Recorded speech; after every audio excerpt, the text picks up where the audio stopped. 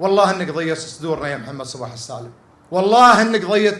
ليتك تعلمت بمدرسة ابوك ما تعلمت بهارفرد. مع الاسف الشديد مبادئ دستورية محترمة كل دول العالم تحترمها، العدل والمساواة مبدأ اساسي اهنته، كرامات الناس اهنتها يا محمد صباح السالم وتقبل فيها.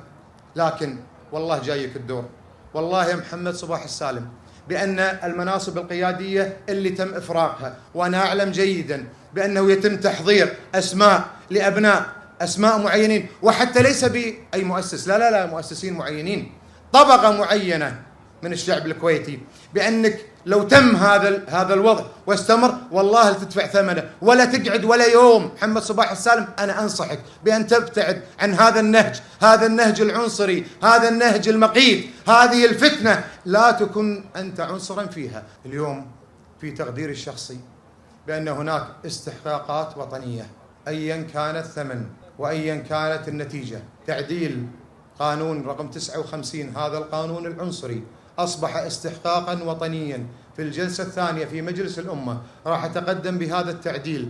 من ولد لأب كويتي فهو كويتي. ما عاد في يوم من الأيام مقبول أن يقولون بأن هذا ابن أبوه مؤسس وهذا أبوه متجنس إطلاقا. هذه الخرافة وهذه الخزعبلات وهذا النفس يجب أن ينتهي إلى الأبد.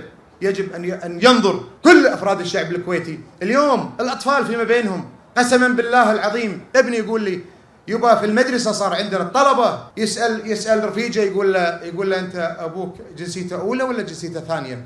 شوف وين وصلتنا يا محمد صباح السالم. أنت وزير داخليتك حتى الأطفال وصلت الأطفال من مدارسهم. خاف الله في الكويت، خاف الله في أبناء بلدك، خاف الله. قاعد تقتل البلد. كل ما احنا بنوه في وجداننا وفي مشاعرنا